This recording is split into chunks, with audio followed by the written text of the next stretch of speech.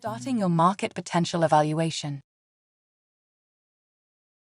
No amount of research will give you an exact number about your market size, so you need to make decisions using the research as guidance. Start with a simple Google search and search for your product or service. If your product or service has yet to be developed, try to find products and services that offer similar features. If none are found, then use keywords from the industry itself.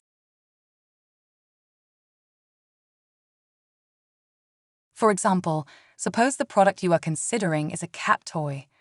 If a specific product name does not exist, use a category, that is, cat toys.